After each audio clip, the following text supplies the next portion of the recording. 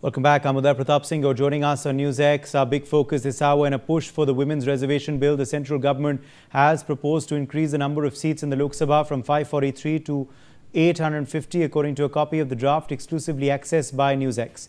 This expansion is part of a plan to fast-track the implementation of the Nari Shakti Vandan Adhiniyam, or Women's Reservation Act, ensuring that approximately one-third of the House, or 273 seats, will be reserved for women lawmakers. The significance of the legislation lies not just in its intent, but in its impact. Currently, women make up only around 14% of Lok Sabha, reflecting a deep gender gap in political representation. This bill is aiming to correct that imbalance by ensuring women have a stronger institutionalized voice in decision-making at both national and state levels. Calling it a step towards an egalitarian India, the Prime Minister has said the move reflects a vision where social justice becomes a natural part of governance. He's also highlighted that the moment marks the end of decades of delay and the start of a new era of inclusion. At its core, the Women's Reservation Bill is not just about quotas, it is about redefining power, participation and parity in the world's largest democracy. Joining us live now is Dr. Geeta Khanna, Chairperson, State Commission for Protection of Child Rights, Uttarakhand. Thank you very much, Dr. Khanna, for being with us on NewsX today. Firstly, how important is this legislation going to really be for women's representation in Parliament and legislative bodies? Is this the need of the hour, according to you? Absolutely, it is the need of the hour. And ever since the Modi government has come into power, they have been systematically working towards decreasing the drudgery, enabling the women to have more time for societal participation, for participation in their activities which are beyond the purview of the traditional roles that were assigned to the women. They gave them the gas, they gave them Jal Jeevan Mission, Ujjwala Yojana, Swachh Bharat Mission for decency and protection of their modesty. With the result of improved health services, we have had a significant decrease in the maternal health. We increased the maternity leaves to 26 weeks. All this to appreciate and acknowledge that women is a very important workforce, that women, wherever they work, and we have studies from national, international research papers, economists, which tell us that whenever the women participation in the workforce increases, the results improve many more fold. And today we have had so many successful examples of women participation.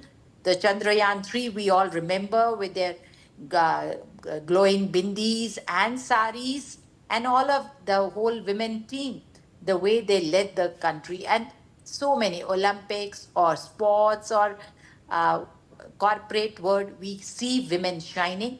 The startups, we know how the startup and the made in India, we have had women which have benefited from this. The Mudra Yojana, which has got 69% women taking away the loans which were given to them. The PMAYG, 72% of women are now holding their own houses, and 43% of STEM graduates are women. So why not politics? Why not the legislative hall? Why not the Lok Sabha or the Rajya Sabha? I think it's time that we acknowledge and show the world the path of equity. Dr. Khanna, also, PM has made an appeal that this should happen unanimously. This should happen with support from all party lines. He's made an appeal for unity. Will that happen, though? Yeah, it has been discussed time and again in various governments. But then I would not even like to mention the kind of words that were used, that if women get a representation, higher representation, what would a Lok Sabha look like? I'm sure many of us remember, but I, on this such a platform, would not even like to mention the words, the kind of languages. And it is high time that we do it, and all parties should stand committed, because women, we are 50% of our population. So we are not limited to any party. We are not limited to any religion. We are not limited. We have got no alliance which is limited in the scope. So every party, I'm sure, would come forward, stop beating about the bush on one pretext or the others, because I think most of the other parties were scared of giving the lead to the women.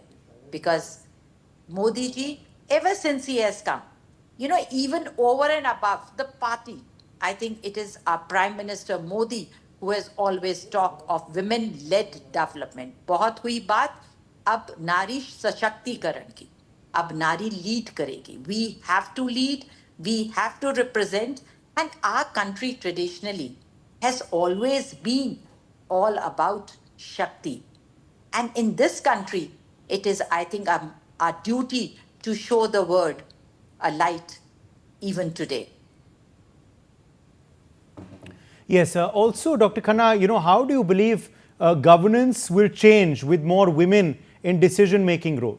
This is, of course, going to institutionalize further women representation. How will decision-making change with more women in positions of power?